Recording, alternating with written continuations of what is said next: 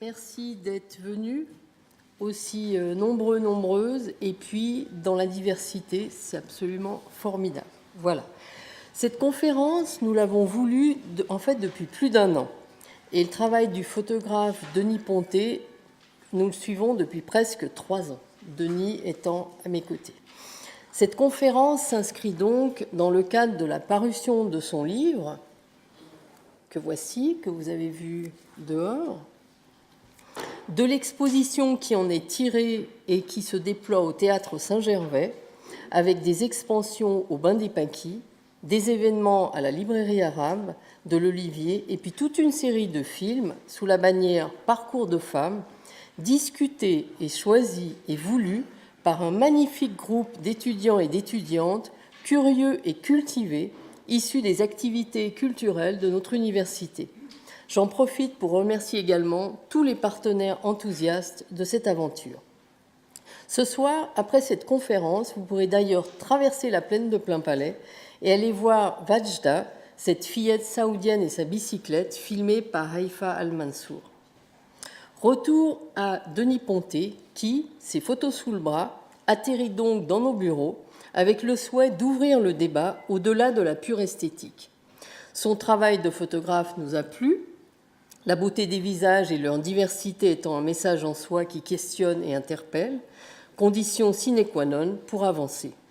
Mais ce qui nous a intéressés, c'est bien sûr cette histoire de voile, parce que nous venions de soutenir une exposition sur le sujet dont Sylvia Neff nous parlera tout à l'heure. Et puis l'idée qu'une institution qui forme des hommes et des femmes, qui a un service égalité que je dirige, qui soutient les jeunes femmes avec des programmes de mentorat, qui se préoccupe de l'égalité des chances dans les carrières académiques, mais également de l'employabilité hors les murs, se devait de traiter de cette question en ouvrant le débat, en informant comme il se doit, avec des personnes qui sont dans la thématique au quotidien. Je vous les présenterai au fur et à mesure de leur prise de parole. Maintenant, il se trouve que des actualités dramatiques nous ont rattrapés et c'est fort triste.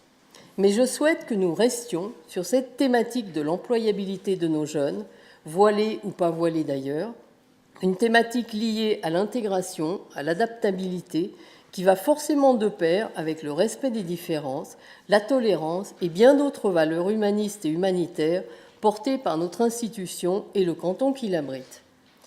Je voulais encore ajouter que notre République laïque compte plus de 400 entités religieuses qui cohabitent sur son territoire. Je vous propose maintenant quelques minutes de calme et de beauté dans nos vies si agitées pour regarder ces photos de Denis Ponté, lire les phrases de ces femmes qui ont offert leur visage et ainsi dévoiler une bribe de leur histoire. Le tout a été monté par Lucia Dalab, qui a beaucoup œuvré aux côtés du photographe, et je l'en remercie. Donc voilà le film.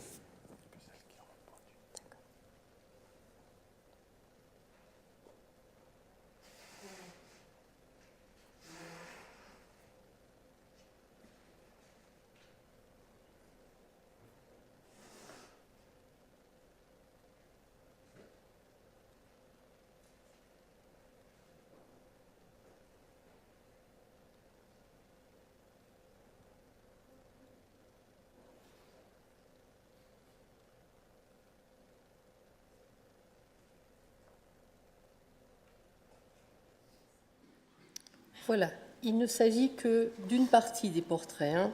Donc si vous voulez voir tous les portraits, si vous voulez acheter le livre de Denis, en fait, il se trouve juste devant et il passera un moment à le dédicacer pour celles et ceux qui le souhaitent. Voilà.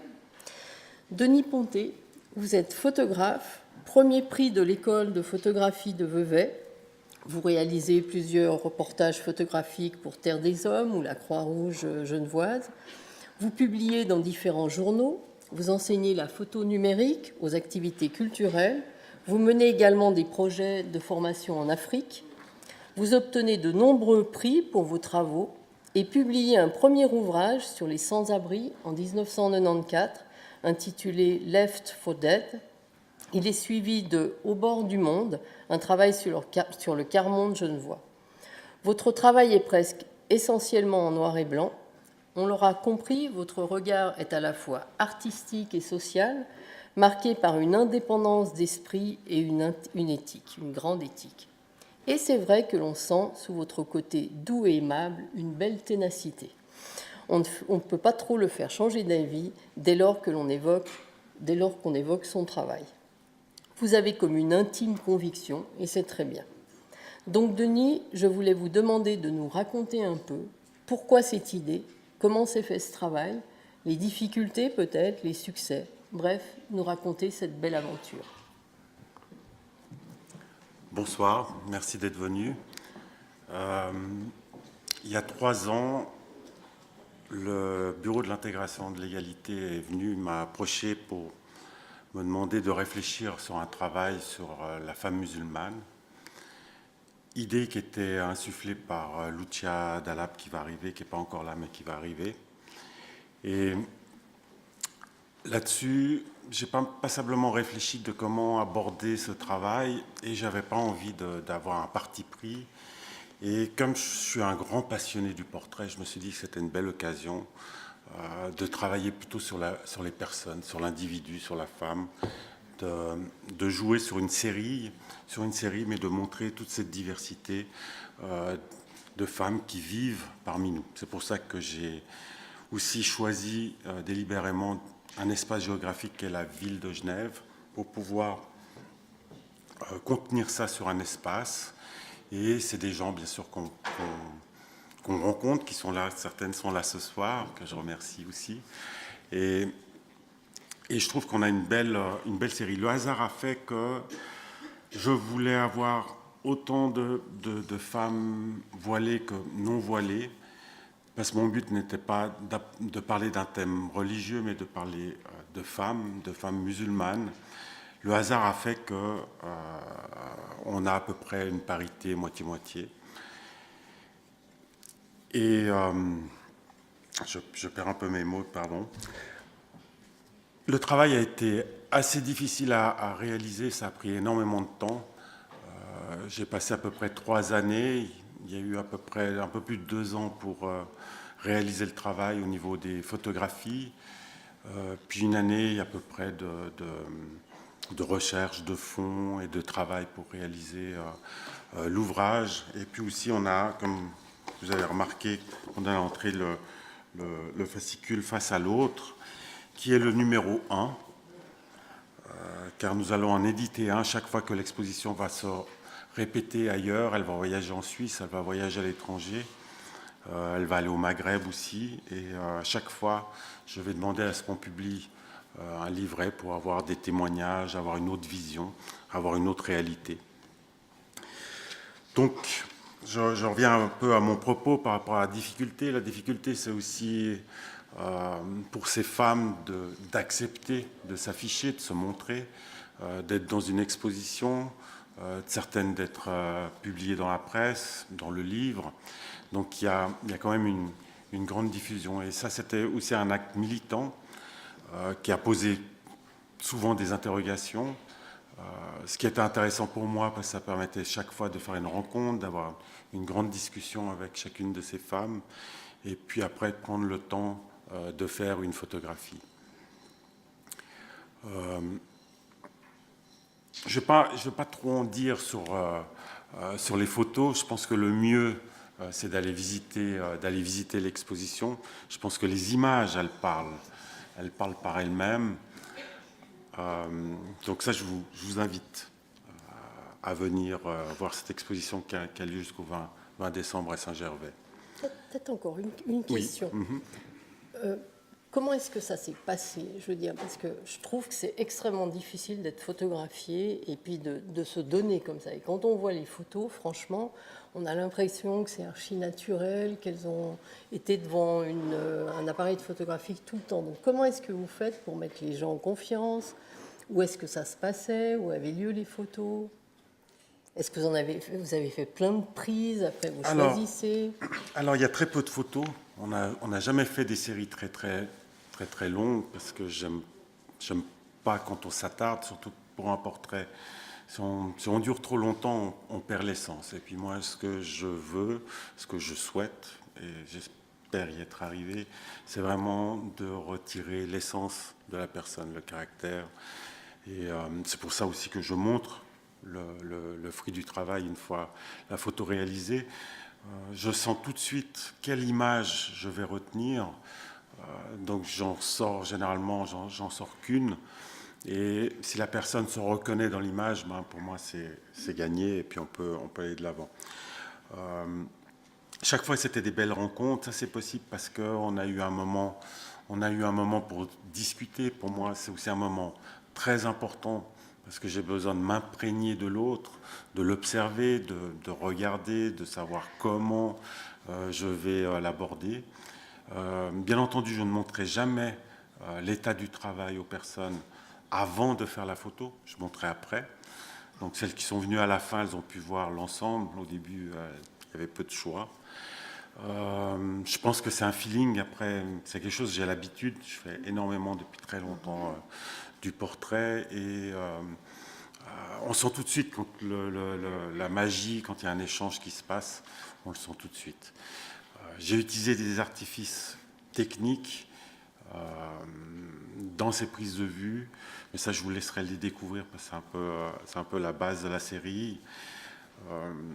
Après les autres difficultés, bon, il y a eu cette difficulté, il a fallu trouver ces femmes, on s'est voulu aussi discret parce qu'on ne voulait pas d'interférence, on ne voulait pas prendre de risque que des gens viennent et veuillent contrôler un peu le travail. Donc ça, on a vraiment été en délicatesse, donc ça a pris du temps, ça a pris 2 ans, plus de 2 ans. Et puis après, l'autre grande difficulté, c'était de trouver un lieu. Un lieu, là on a plusieurs lieux, mais au départ on cherchait un lieu pour exposer. Et chaque fois qu'on pose le mot musulman, je me suis vite rendu compte que ça effraie. Et les gens, tout de suite, nous fermaient les portes. Il n'y a que quand j'ai pu rencontrer les gens, montrer le travail, que le courant a passé et que les gens ont tout de suite été emballés et ont accepté le travail. Le financement, ça a été la même chose. Ça a été très difficile à trouver les moyens, mais on les a obtenus par le même biais quand on a pu rencontrer les fondations, les privés qui ont accepté de participer, et puis l'État et la ville de Genève qui ont participé également. Là, à ce moment-là, le courant passait et c'était beaucoup plus facile. Surtout que moi, je voulais absolument dans ce travail ne pas rentrer dans une quelconque polémique, mais vraiment, et ça c'était mon postulat de départ quand j'ai proposé le travail, c'était vraiment de faire un travail artistique et que ce travail artistique, lui, soit le prétexte à la réflexion. Et c'est pour ça qu'après, j'ai été rencontrer plein d'acteurs, comme l'université, il y a le ciné-club, la librairie arabe, les Bains des Paquets, en invitant aussi des poètes à écrire sur le thème. Et l'idée, c'était vraiment d'ouvrir le débat sur tous les plans, aussi bien sociologique que artistique, et puis de pouvoir toucher un maximum de gens. Si j'arrive à contribuer à lutter contre les préjugés, c'est la base du travail, et ben je serai heureux. Maintenant, je sais que cette exposition, elle est très bien accueillie. Il y a beaucoup de propositions pour qu'elle puisse voyager. Ça, je trouve que c'est une grande opportunité. Et voilà, puis je vous remercie surtout d'être présent ce soir avec nous et de participer à cette conférence. Merci. Merci infiniment. Et je salue Lucia Dalab, que nous avons remercié déjà 2-3 fois et qui vient d'arriver. Voilà. Sylvia Neff, vous êtes professeure ordinaire à l'unité d'arabe de la Faculté des Lettres depuis 2006. Votre thèse portait sur l'art moderne dans le monde arabe, thématique qui vous intéresse encore actuellement. Vous avez organisé avec la professeure Yasmina Feur-Janssen, qui est là, avec le châle Bordeaux, enfin, je ne sais pas si c'est vraiment Bordeaux. Donc vous avez organisé avec elle un colloque sur la question du voile.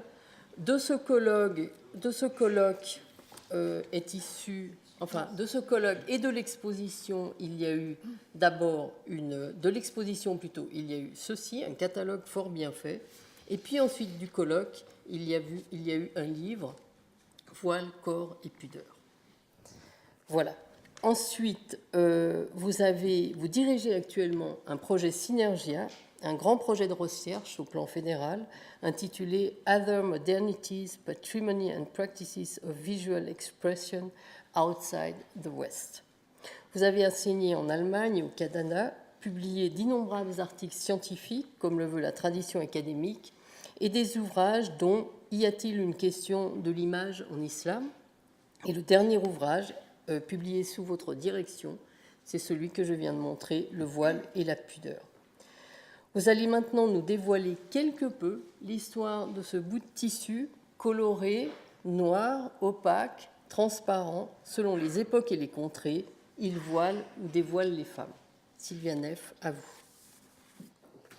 Merci Brigitte pour cette introduction. Merci d'être venus nombreux ce soir. Mesdames, Messieurs, je vais donc parler du voile. Le voile, ce fantôme qui hante l'Europe depuis quelques années, d'où vient-il? Que signifie-t-il? Pourquoi est-il tellement au centre des débats politiques et sociaux? C'est la question que nous nous étions posée avec ma collègue Yasmina Feur-Janssen, qu'on a déjà évoquée, spécialiste des études genre à la Faculté des Lettres, lorsque nous avons commencé à réfléchir, à faire une manifestation sur ce thème, dans l'idée que l'université n'est pas une tour d'ivoire dans laquelle les chercheurs et enseignants, et chercheuses bien sûr, et enseignantes s'enfermeraient, mais une institution dont un des rôles primordiaux est également de fournir des éléments tirés du travail que nous faisons, du travail de recherche, de réflexion, afin de permettre à la cité, enfin plus généralement au public non spécialisé, de décrypter des phénomènes actuels en les resituant dans une perspective historique, sociale, culturelle, anthropologique et autres. Nous sommes partis du constat que c'était toujours le corps féminin qui, dans les sociétés humaines en général, était l'objet de contraintes particulières, allant soit dans le sens de le sceller, de le cacher, partiellement ou entièrement, soit, et c'est plutôt le cas actuellement, de l'exposer au regard. Il serait certes faux d'affirmer que les hommes ne doivent pas suivre des règles sociales en matière d'habillement, mais celles-ci sont beaucoup moins contraignantes et surtout empêchent beaucoup moins la liberté de mouvement de l'individu, ce que font certaines formes du voile islamique, mais aussi, par exemple, les hauts talons que nous portons si volontiers. En plus, nous avons constaté que la contrainte de couvrir, de sceller, n'était pas étrangère à l'histoire des sociétés occidentales. On l'oublie trop souvent. Ou, comme certains préfèrent dire, aux sociétés judéo-chrétiennes. En effet, le voile, c'est-à-dire un morceau de tissu couvrant les cheveux, était partie intégrante des modes d'habillement féminins dans l'Antiquité gréco-latine à laquelle nous nous référons. Par ailleurs, le christianisme connaissait également le voile, qui ne survit aujourd'hui plus que dans sa forme monacale, certes, mais qui auparavant était porté par les femmes qui se rendaient à l'Église catholique. Je me souviens moi-même dans mon enfance avoir vu les femmes en Italie se mettre une petite voilette sur les cheveux avant d'aller à l'église. Et les femmes orthodoxes mettent toujours un voile lorsqu'elles vont à l'église. Je rappelle aussi que le christianisme est la seule des 3 religions monothéistes à avoir imposé par ses écritures un voile aux femmes. Certes, cela a disparu, mais ça a joué un rôle important pendant une période. Un autre point qui nous tenait à cœur était de remettre en question une autre idée très répandue, celle que les femmes musulmanes ne seraient que des victimes soumises sans capacité d'agir, de prendre des initiatives par elles-mêmes. C'est quand même une idée qui est fortement répandue. C'est d'ailleurs ce que suggère toute une littérature ou pseudo-littérature disponible en livre de poche à très large diffusion qu'on peut acheter dans les gares ou les supermarchés, consommée donc bien au-delà des cercles intellectuels. Et c'est d'ailleurs cette littérature qui, il y a quelques années, m'avait donné l'idée de faire un séminaire sur le voile, parce que je trouvais cette omniprésence, quand même, ça posait des questions. Sans oublier, bien sûr, les articles réguliers qu'on trouve dans la presse féminine, dans Elle ou autres magazines, consacrés aux femmes afghanes ou autres musulmanes dont la seule issue pour échapper à la violence et à d'autres discriminations semble devoir être, selon ce que suggèrent souvent les articles dans ces magazines, la fuite en Occident. C'est donc autour de ces points que s'est déroulé le colloque que nous avons organisé en avril 2013 et qui avait reçu une bonne couverture médiatique. Il a donné lieu, comme l'a déjà cité Brigitte, à la publication au livre « Voile, corps et pudeur », paru cette année aux éditions Labor et Fides, ici à Genève. Ce colloque avait été accompagné d'une exposition, et Brigitte a déjà montré le catalogue de l'exposition, d'ailleurs disponible aussi sur Internet, si jamais, intitulée « Voile et dévoilement », conçue par la neuchâteloise Elisabeth Reichen, qui avait été montrée ici dans le hall du Nid du Four et qui avait reçu le soutien des autorités genevoises, représentées à l'ouverture par M. Maudet et Mme Salerno, et dont le fil conducteur reprenait grosso modo les thèmes du colloque. C'était le heureux hasard qui nous avait fait découvrir cette exposition qui avait été montrée auparavant à Neuchâtel et que nous avons réussi à faire venir ici à Genève et qui a eu aussi un succès de public assez remarquable et qui a voyagé après dans d'autres villes en Suisse. Alors on se dirait, pourquoi ces initiatives, pourquoi ce colloque, pourquoi une exposition, pourquoi parler du voile, au fond, que beaucoup considèrent comme une énième manifestation du caractère rétrograde de la religion musulmane et de son incompatibilité avec les modes de vie en Occident. C'est justement pour cette raison du fait qu'il y a cette idée qui est très forte et très présente, et encore plus après les horribles événements de ces dernières semaines, qu'il nous a semblé nécessaire d'en parler. Il ne s'agit bien évidemment pas de nier, et ça j'aimerais aussi le souligner parce que je ne voudrais pas qu'on me comprenne mal, il ne s'agit donc pas de nier que le voile est, en tant que tel, la matérialisation d'une attitude patriarcale qui vise à contrôler le corps de la femme. Mais dans les débats actuels, il est nécessaire de montrer que les attitudes patriarcales ne sont pas le propre de l'islam exclusivement. Parfois, on a quand même l'impression qu'ailleurs, il n'y a pas de problème, ce qui serait bien beau. Finalement, nous ne serions peut-être pas ici. Hein. Enfin, disons, il n'y aurait pas de service de l'égalité à l'université, si, ou peut-être très, très petit, juste comme ça. Donc, on a, et c'est quelque chose aussi, il me semble qu'il faut souligner, il n'y a pas des problèmes qu'en islam, qu'avec les femmes musulmanes. On retrouve dans notre propre civilisation, dans notre propre histoire, des discriminations, toujours et encore et malgré tout, contre les femmes. Et j'ajouterai, mais c'est ma réflexion personnelle, que ce n'est pas nécessairement parce qu'aujourd'hui on peut montrer presque tout son corps en public que cela signifie que les femmes sont prises au sérieux. Bien sûr, je pense qu'il y a là un point important. Je ne suis pas contre, mais je veux dire, ce n'est pas nécessairement pour ça qu'on considère les femmes d'un point de vue intellectuel ou professionnel, etc. Je pense qu'il y a une chose importante et qui joue aussi un rôle dans la relation au voile, c'est que dans le contexte occidental, d'une certaine manière, l'émancipation de la femme est allée de pair avec le raccourcissement des jupes. Et je pense que non, mais c'est vrai, enfin, je banalise un peu, mais c'est quand même vrai, jusque dans les années 60, quelque part, parce qu'il y avait aussi tout un mouvement de libération du corps, de libération sexuelle, etc. Et donc, je pense aussi que c'est pour ça qu'on a tendance aujourd'hui, où ce mouvement de libération et d'émancipation est allé un peu dans un autre sens, où souvent on est obligé de s'exposer pour exister. Et je pense que là, il y a une confusion des genres et qui rentre aussi en jeu dans la discussion qu'il y a actuellement autour du voile. Je reviens à nos initiatives autour du voile que nous avions fait avec Yasmina.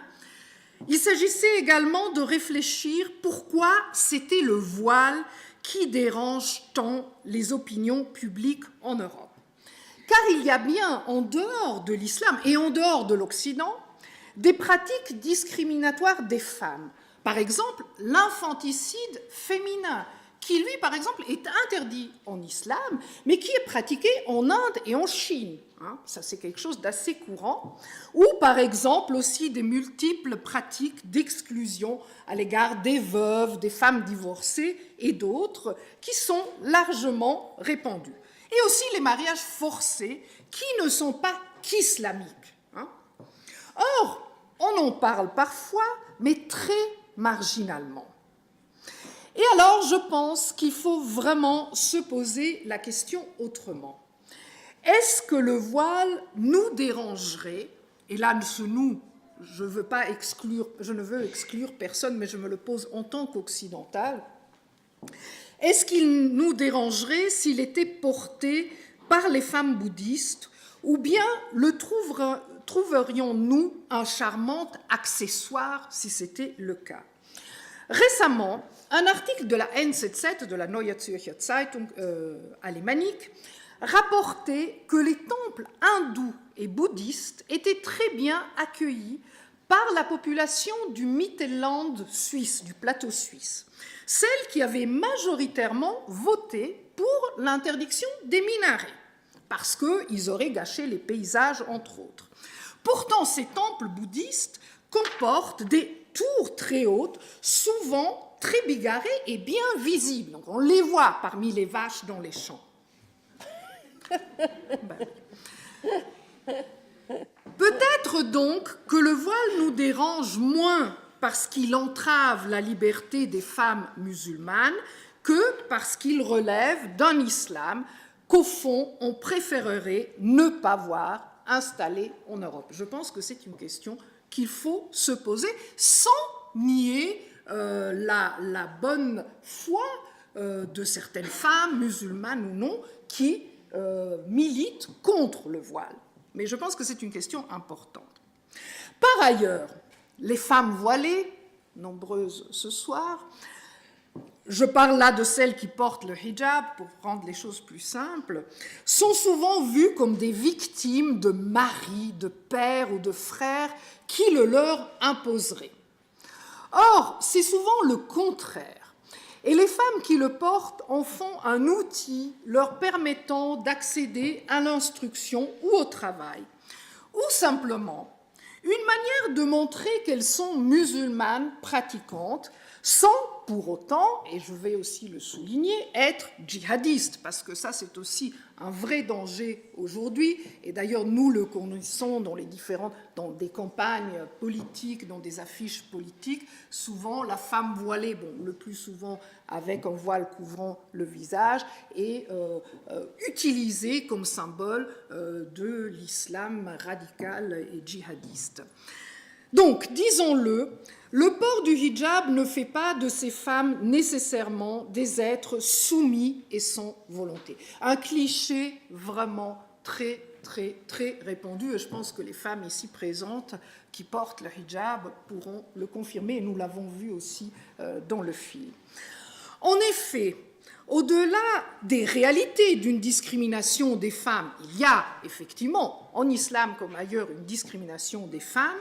Cette idée de la femme musulmane comme victime est aussi une construction que nous pouvons voir apparaître au XIXe siècle, une construction occidentale, et qui, avec des variantes, s'est maintenue jusqu'à nos jours, alors que la réalité des femmes musulmanes, et c'est une chose que je souligne toujours avec mes étudiants, avec ou sans voile, a énormément changé depuis le XIXe siècle. Là où seule une infime, une même très infime minorité savait lire et écrire au XIXe siècle, nous trouvons aujourd'hui une majorité de femmes scolarisées, souvent universitaires, et dans de nombreux pays, d'ailleurs, les femmes sont plus nombreuses dans les universités comme étudiantes, mais très souvent aussi comme professeurs. Et il y a des pays musulmans où le pourcentage de femmes professeurs est bien meilleur que les 16% que nous avons à l'université de Genève, qui pourtant en Suisse n'est pas trop mauvaise, n'est-ce pas, Brigitte? Oui. Dans le royaume des aveugles, les borgnes sont voilà. droits. Et donc, parmi ces femmes, universitaires ou non, beaucoup exercent des activités professionnelles, et ça c'est aussi quelque chose de très nouveau, qui n'existait pas de telle manière. Il y avait des femmes qui étaient actives dans l'espace public, il y avait des vendeuses, il y avait autre chose. Mais disons, il y a eu quand même un changement qui est absolument important et dont il faut tenir compte. Et ces femmes exercent des activités professionnelles très variées et parfois aussi de très haut niveau. Nous avons quand même eu des présidentes, pensez à Benazir Bhutto par exemple, présidente, des ministres dans de nombreux pays, je ne vais pas les nommer toutes, mais aussi des professeurs, des managers et d'autres femmes qui ont joué et qui jouent des rôles actifs dans leur société. Et pas seulement les femmes à Libye qu'on met dans certains pays pour montrer qu'ils sont modernes. Il y a des femmes qui vraiment sont engagées dans des activités professionnelles. Cette réalité contraste aussi avec une image d'un monde musulman qui n'aurait pas changé depuis les temps du prophète à nos jours. Et ce sont ces changements qui conditionnent beaucoup plus le vécu quotidien des femmes musulmanes que le voile, qu'il faudrait prendre en compte lorsqu'on parle d'elles, notamment en leur donnant la parole, comme le fait la très belle exposition de Denis Ponté, et je vous remercie. Merci beaucoup, Sylvia, pour cette clarté, cet enthousiasme et cette précision. Alors, Badia El Koutit, vous êtes marocaine, née à Tétouan, dans le nord du pays, en pleine dictature, ce qui explique peut-être certains de vos engagements. Vous faites des études dans le tourisme à Tanger et puis un stage à l'école hôtelière de Zurich avant de vous installer à Genève. Après une formation universitaire en droits humains et en gestion de projets en communication non violente, vous effectuez plusieurs missions plutôt dangereuses pour le CICR. Vous avez également, et c'est à l'époque où je l'ai connu, vous avez également géré un café culturel à la rue d'Ivoire qui accueillait expos, débats culturels et cornes de gazelle. Vous collaborez au Festival du film oriental. En 2006, vous avez reçu le prix Femmes exilées, Femmes engagées de la ville de Genève et 2 ans plus tard, vous créez l'Association pour la promotion des droits humains, l'ADPH.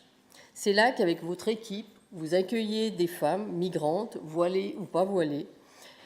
Et j'aimerais vous demander maintenant, quelles sont vos expériences, Badia El Koutit, quel est votre constat? Avez-vous des solutions? quant à cette question d'employabilité des femmes voilées. Merci Brigitte. Que dire après Natalia? Tu as résumé tout, les préoccupations qu'on a nous dans l'association. Bref, peut-être je vais me présenter un petit peu.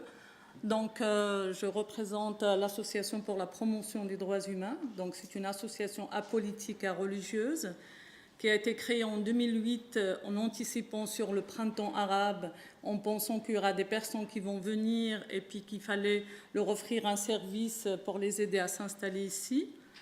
Cette association, donc, elle est très active auprès de populations provenant du Moyen-Orient et en Afrique du Nord. Et nous sommes subventionnés par le canton et la ville de Genève. L'association a développé 2 projets. Un, c'est la médiation interculturelle à travers une permanence en langue arabe et français qui se traduit par des consultations juridiques et sociales qui s'adressent aux familles. Et un autre projet qui s'adresse spécifiquement aux femmes migrantes qui s'appelle Projet Femmes Tiches. Nous formons des animatrices de différentes origines sur des thématiques liées à la santé, le planning familial, l'intégration, etc. Et elles vont sensibiliser leur propre communauté. Depuis 2012, nous avons commencé à recevoir des femmes qui venaient nous voir parce qu'elles cherchaient du travail. Parmi ces femmes, il y avait des femmes voilées dont le profil était vraiment assez varié, mais il y avait beaucoup de femmes diplômées. Donc, bien sûr, nous, avec nos petits moyens, on a expliqué ce qui se passe ici par rapport au travail des femmes voilées, que c'était un peu compliqué peut-être. Et puis, nous avons interpellé le Centre islamique des eaux vives en 2012, durant la semaine contre le racisme, où nous avons demandé de faire une table ronde sur l'accessibilité du travail aux femmes voilées. Il y a eu beaucoup de monde qui sont venus, mais il n'y avait pas de réponse. En 2013, nous avons commencé à avoir des animatrices de ces tables rondes qui nous ont interpellés sur le même sujet. Nous avons commencé vraiment à s'inquiéter par rapport à ces demandes-là, parce qu'on a commencé à constater que beaucoup de ces femmes qui sont diplômées, qui ont fait des études, commençaient à chercher du travail dans le ménage, comment garder les enfants, etc., etc. Alors du coup, nous, on a interpellé les institutions, le Bureau de l'intégration, le DIP, la cohésion sociale, l'agenda 21, pour partager avec eux ces inquiétudes par rapport à cette thématique-là. En 2014, nous avons participé à une table avec Mme Sandrine Salerno dans le cadre des rencontres des femmes et des associations sur cette thématique-là. Nous avons aussi, dans le cadre de Beijing plus 20, nous avons aussi fait une recommandation aux Nations Unies sur l'inaccessibilité du travail des femmes voilées en Europe. Donc, nous, on n'a pas de solution, en fait. On est dans des pistes. Des pistes. Moi, je pense que peut-être... ce que je voulais dire, il y a beaucoup de femmes qui viennent à l'association qui sont ici, d'ailleurs. Peut-être leur donner peut-être la possibilité après de partager avec nous ce questionnement et ces interrogations. En tout le cas, voilà, c'est quand même une grande inquiétude pour nous parce que ça vulnérabilise les femmes et surtout si on constate que les femmes qui subissent des violences conjugales ne peuvent pas quitter leur mari parce que voilà, elles ne sont pas autonomes financièrement. Alors voilà un petit peu nous notre préoccupation et on souhaite partager ça avec vous ce soir. Merci. Voilà, tout le monde sera là après pour discuter avec vous. Alors, je déplore malheureusement l'absence de Saïda Keller-Messali, qui a dû être hospitalisée hier en urgence et qui regrette de ne pouvoir débattre avec nous. Je voulais juste dire quand même qu'elle est née en Tunisie, qu'elle vit et travaille dans le domaine de la culture et de l'enseignement à Zurich. Je ne voulais pas juste la chanter comme ça. Et qu'elle a fondé en 2004 le Forum pour un islam progressiste. Un chercheur a dit d'elle, je cite, « une femme courageuse qui mène un travail intéressant et nécessaire pour mieux connaître la diversité des manières d'être musulman en Suisse. » Diversité que nous retrouvons dans les portraits de Denis Ponté d'ailleurs. Voilà. Elle voulait nous parler. Ouais, alors elle est fermement opposée à un certain fondamentalisme. Elle sait le prix des libertés qu'elle n'a pas toujours connues et les défend avec conviction. Et puis elle voulait aussi nous parler ce soir de la Tunisie et des positions contre ou pour le voile dans son pays d'origine. Et en conclusion, elle estime que l'islam est paisible et que l'islam paisible est finalement largement majoritaire. Voilà. Nous lui souhaitons donc un prompt rétablissement. Nicolas Roguet, après une mission de service civil aux Nations Unies, vous travaillez dans la sécurité alimentaire avant de tomber dans la marmite de l'intégration depuis 2008. Ce qui vous intéresse, on l'aura compris, c'est la lutte contre les discriminations. Vous êtes également co-trésorier du PS Genevois. Et depuis 2015, vous avez repris la direction du Bureau de l'intégration. C'est à ce titre que vous êtes avec nous ce soir. Nous aimerions en fait connaître vos constats concernant la thématique de ce soir, c'est-à-dire l'employabilité des femmes voilées. Quelles sont les mesures prises, les liens et les discussions avec les entreprises, par exemple, et peut-être des exemples concrets, peut-être pas vraiment de solutions, mais en tout cas un débat. Nicolas, à vous. Merci beaucoup. Donc ce soir, bonsoir à toutes et tous. Je vais parler au nom de l'État de Genève. Les activités privées que vous avez mentionnées, c'est pour partie du passé. Et là, c'est la voie vraiment institutionnelle que je vais tenir ce soir. Un petit retour en arrière. C'est vrai que vous avez parlé de l'Expo Voile et Dévoilement, qui a lieu en 2013, qu'on a soutenu assez fortement dans le cadre de la Semaine contre le racisme. Inclut la publication, l'Expo Façal. Donc vous voyez l'histoire du Bureau de l'intégration et de la question du voile, c'est pas tout récent, ça fait depuis un certain temps qu'on se pose toute une série de questions. La mission du Bureau de l'intégration, je la rappelle en 2 mots, et je parle sous le contrôle de mes 2 collègues, Laurent Tischler et Daniela Sebeledi, qui sont d'excellents spécialistes de ces thématiques, tant de la discrimination que des enjeux de genre. Donc si je dis des bêtises, merci de me faire des grands signes, je vais essayer de ne pas trop en dire. Non, les 2 missions clés, puis ensuite je vais rentrer, et je ne vais pas vous faire des grands discours, j'avais plutôt envie de vous raconter une expérience qu'on a eue durant l'année 2015 avec ma collègue Daniela Sebeledi, je pense qui problématise assez bien tout cet enjeu du voile, discrimination, emploi, employabilité, enfin tous ces mots dont on a parlé ce soir. Donc le Bureau de l'intégration, entité qui a en charge au niveau de l'État de Genève la politique d'intégration au niveau du canton de Genève. Deuxième face de la même médaille, la lutte contre les discriminations. L'un ne va pas sans l'autre. Si on veut une politique d'intégration efficace, il faut une politique de lutte contre les discriminations qui le soit tout autant. Donc voilà, comme ça, je replace un tout petit peu l'action publique en matière d'intégration. Sachez juste qu'on a à peu près 300 partenaires, dont une grande majorité au niveau du réseau associatif, des institutions, etc. Tout ça dans un grand cadre du programme d'intégration cantonale qui est à disposition si jamais vous voulez y jeter un coup d'œil. Donc, je vous raconte cette fameuse expérience 2015. Un jour, nous remonte du terrain le cas de plusieurs jeunes femmes étudiantes en sciences pharmaceutiques, donc pour devenir soit chercheuses ou pharmaciennes, officines, etc. D'ailleurs, Badia, tu n'étais pas pour rien parce que tu nous as parlé de ce cas-là. Et on nous explique que dans le cursus de la formation des sciences pharmaceutiques, donc c'est bachelor 3 ans, master 2 ans, premier stage, il faut faire un stage dans la formation au niveau du bachelor et un deuxième stage final pour obtenir le grade de master pour ensuite devenir formellement pharmacienne ou pharmacien, c'est selon. Et on nous dit qu'il y a un certain nombre de jeunes femmes qui portent le voile, qui sont donc étudiantes dans cette filière des sciences pharmaceutiques et qui font face à un problème une grande difficulté, c'est qu'elles ne trouvent pas de place de stage, de fait, ne peuvent pas valider leur cursus de formation.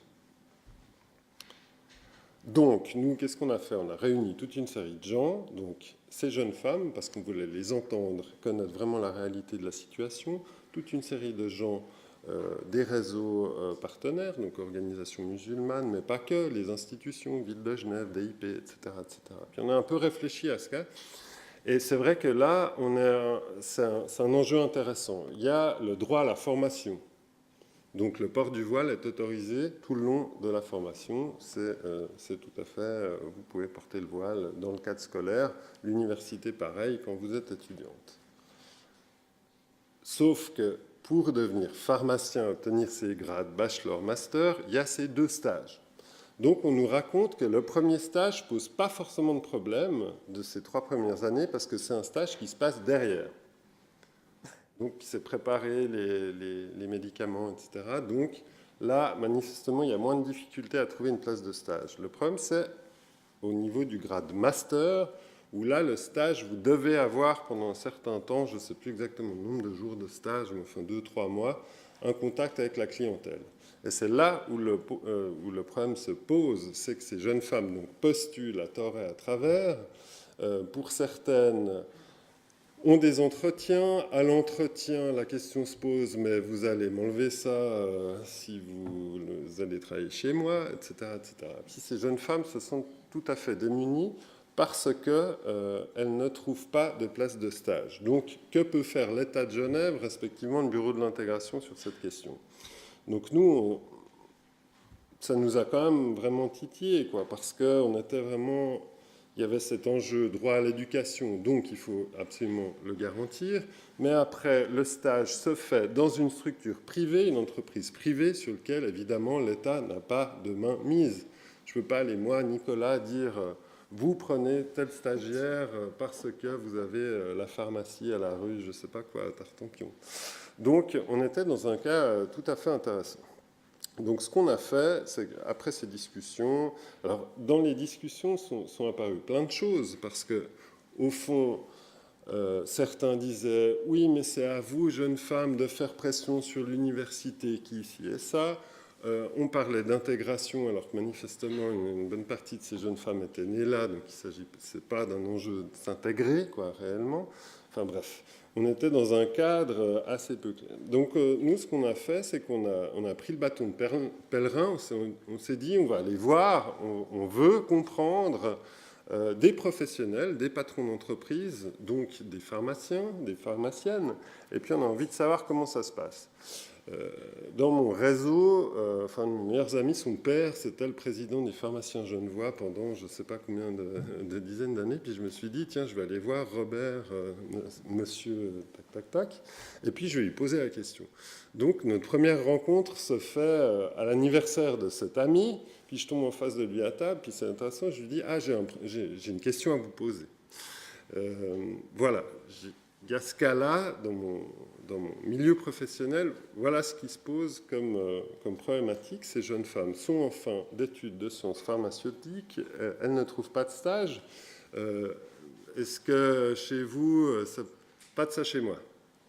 Pas de ça chez moi. Enfin, c'est une fin de non-recevoir extrêmement radicale.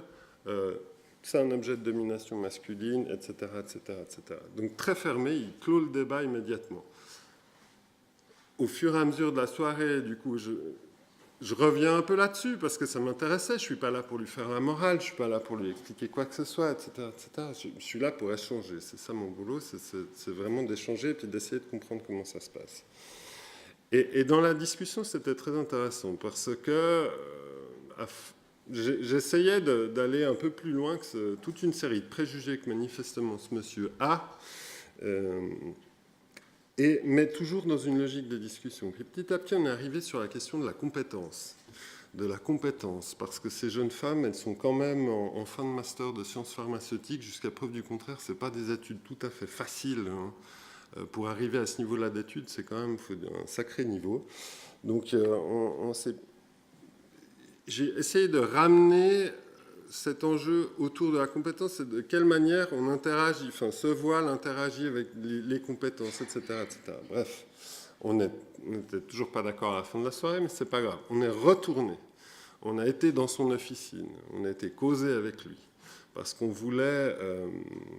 on voulait aller un peu plus loin, donc on y est allé avec ma collègue. Et là, il était il a fait quand même un pas en avant. C'est-à-dire qu'il était là, oui, mais alors il me faut un voile. Enfin, je pourrais éventuellement... Alors il a fait toutes les démarches juridiques, voir avec les faîtières des pharmacies suisses, si c'était possible, si c'était pas possible, si c'est pas possible, pourquoi c'est possible, comment, etc., etc. Et puis il commençait à s'assouplir, à éventuellement rentrer en matière. Alors il posait des questions tout à fait intéressantes. Il disait, mais mon problème, éventuellement moi, je suis d'accord. Mais l'équipe, comment est-ce qu'elle va réagir, l'équipe? L'équipe, il y a des musulmans qui seraient contre ça, contre le fait que j'emploie une personne qui porte le voile, etc. Ça posait plein d'enjeux dans cette petite officine. Il y a un peu tous les enjeux qui s'agrégeaient là autour de cette discussion qui était tout à fait intéressante. Puis à la fin, il me dit, je pourrais éventuellement rentrer en matière, mais à condition qu'on trouve une sorte de voile différent, c'est-à-dire un voile léger. C'est-à-dire que moi, j'aurais envie... du coup, c'était la question de la taille du voile, quoi, le fichu.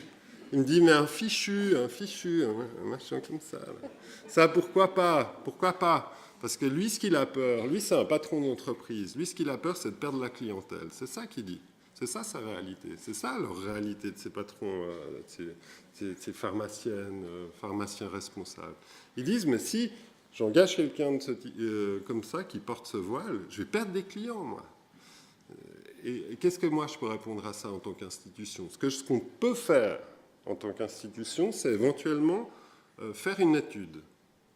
C'était de dire, OK, vous acceptez une stagiaire qui souhaite porter le voile, c'est sa conviction, son droit, etc. Et puis on fait une étude d'accompagnement et on démontre si oui, vous perdez de la clientèle ou non, vous ne perdez pas de clientèle, ou comment réagit la clientèle, etc., etc. Ça, on peut faire. Ça, je peux tout à fait faire. Mais je peux en aucun cas lui imposer le fait d'engager des stagiaires qui souhaitent porter le voile, de nouveau, c'est leur choix, etc. Je ne peux pas faire grand-chose d'autre que dialoguer avec lui, éventuellement chercher une sorte de voie du milieu et encadrer ça avec une recherche qui démontrerait ou qui ne démontrerait pas que ça fait perdre de la clientèle. Alors à Genève, il y a une pharmacie. Donc c'était un peu ça, on a avancé. Ensuite, je prends contact avec les autorités universitaires, responsables de la filière des sciences pharmaceutiques. Et je leur expose mon problème. Je leur dis, voilà, il y a une série de jeunes femmes qui sont venues vers nous, etc., qui nous ont exposé leurs problèmes. Ces jeunes femmes, lors des réunions, elles pleuraient. J'entends, c'est sérieux. C'est pas une anecdote. C'était une souffrance pour elles, parce que parmi ces jeunes femmes, certaines avaient... Enfin, j'y reviendrai après, mais je finis avec les instances universitaires. On me dit, mais il n'y a pas de problème. Nous, on n'a pas de cas. On a un cas problématique dans lequel on a dû intervenir et la personne a dû être placée en stage dans une pharmacie, vaguement dans le canton de Vaud qui appartient au CHUV, etc. Parce que mais autrement, on ne nous a pas remonté de difficultés. Donc une fin de non-recevoir, si vous voulez. C'était pas de ne pas discuter, mais c'était de dire, pour nous, il n'y a pas de problème, il n'y a pas de plainte. Donc là, on s'est retrouvé sincèrement un peu en difficulté parce qu'il y avait des choses qui se contredisaient.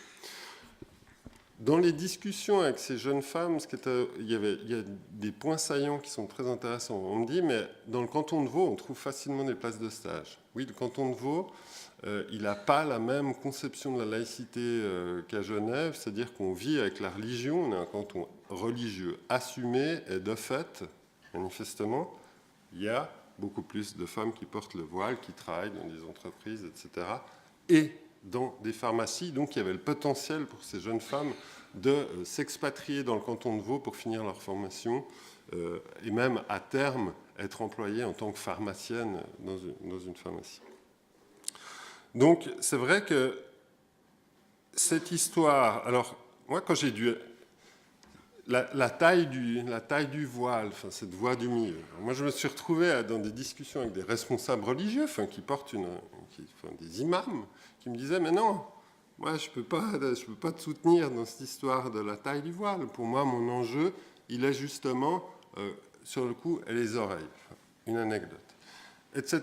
Et on a n'a pas cessé de discuter avec des partenaires, justement, à la recherche d'une éventuelle voie du milieu, toujours, tout en sachant et en reconnaissant les limites de notre institution, à savoir l'État de Genève qui fonctionne avec un cadre extrêmement clair pour son administration, c'est-à-dire que ce n'est pas possible, et qui n'a pas de prise sur l'entreprise privée, donc de fait qui a un rayon d'action assez limité. Hormis le dialogue et ce que je vous disais, de pouvoir faire des études qui accompagnent tout ça, on ne peut pas faire grand-chose. Voilà, c'est ce que je voulais vous dire. Vous racontez cette histoire de 2015 qui me semble résumer un peu toutes ces problématiques. Et puis je pense qu'on fera le lien aussi avec ce nouveau projet de loi sur la laïcité qui va arriver, qui va être discuté au Grand Conseil tout soudain, qui cadre aussi ce rapport aux religieux, aux signes extérieurs, comme on dit, etc., etc. Et puis je me réjouis de continuer la discussion avec vous tout à l'heure. Merci beaucoup. Merci beaucoup. Alors, je vous prie maintenant de monter sur l'estrade.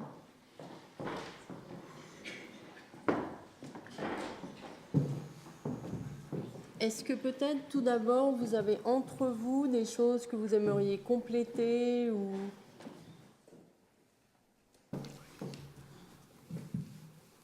répondre à l'un ou l'autre, ou ça va entre vous?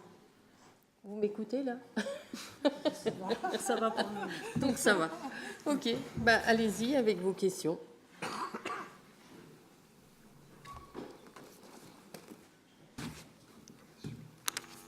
Il y a des micros qui vont... Voilà.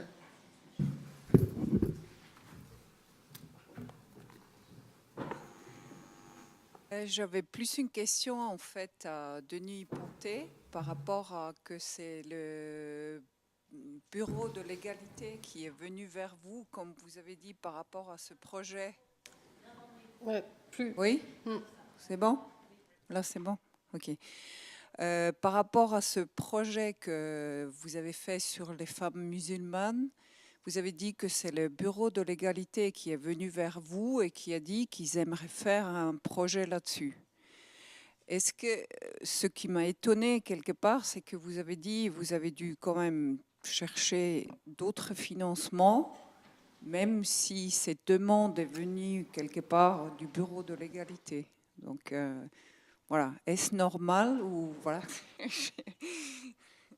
Je tiendrais juste à préciser, comme j'ai dit, Lucia qui nous a rejoints, c'est elle qui a proposé cette idée au bureau de l'égalité. Et le bureau de l'égalité est venu vers moi me proposer ce travail, d'y amener une réflexion. J'ai fait cette réflexion, j'ai fait des tests, on a fait une mini-exposition où on a invité quelques personnes du bureau de l'égalité, d'autres personnes étrangères pour avancer. Maintenant, comme l'a sous-entendu tout à l'heure Brigitte, moi j'ai tout de suite eu des idées très précises de comment j'avais envie de poser ce thème et faire mon travail. Et là-dessus, on n'avait pas les mêmes priorités. Et c'est devenu un très gros budget. Moi, je voulais faire un travail de qualité. Je ne voulais pas quelque chose de bâclé, qui finisse dans un coin et pour finir qu'on n'en parle pas. Donc moi, j'ai mis la barre assez haut, ce qui a demandé des gros financements. Et du coup, on a dû faire appel à d'autres personnes. Et c'était aussi l'envie d'ouvrir aussi à d'autres acteurs. C'est aussi pour ça qu'on a fait le livret face à l'autre. C'était vraiment l'idée d'ouvrir à des acteurs aussi bien impliqués dans la thématique que des artistes qui n'ont pas forcément cette préoccupation, mais essayer d'ouvrir le débat dans un public le plus large possible et pas tomber dans un cercle fermé. Voilà, c'était ça mon idée. Voilà, oui. Denis, je dois quand même répondre à ça comme je suis répondant du bureau de l'intégration. Il ne s'agit pas du bureau de l'égalité, mais le bureau de l'intégration qui est venu proposer ce projet et qui l'a financé le premier dans le cadre de la partie lutte contre les discriminations de l'État de Genève. même si j'ai une estime absolument immense pour mes collègues de l'égalité, là-dessus, on est obligé de revendiquer une forme de paternité quand même. Mais je suis désolé, Lucia. Quand même. Je revendique Et d'ailleurs, c'est mon une collègue maternité Patricio. Consécutive à votre paternité. Absolument. Et c'est d'ailleurs mon collègue Patricio Daza, qui n'est pas là ce soir, qui a eu cette démarche avec Lucia Dalab et Denis Ponté. Merci. Allez-y, oui. Pour rester dans les clichés, c'est une question qui m'est difficile à poser. Pardon? Parle pas assez fort?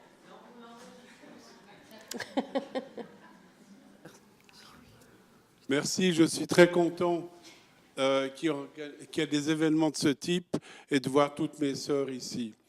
Et c'est des questions difficiles, mais je pense suite à l'exposé de Sylvia Neff, elle peut répondre, ou d'autres aussi.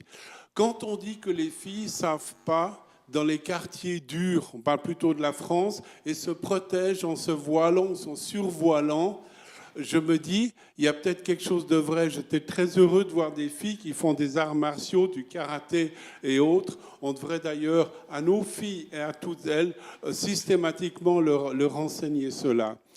Alors, moi, je m'étonne toujours. C'est une question brutale et naïve. Les Africains du Nord sont venus ramasser pour reconstruire la France, les usines, les bâtiments, etc.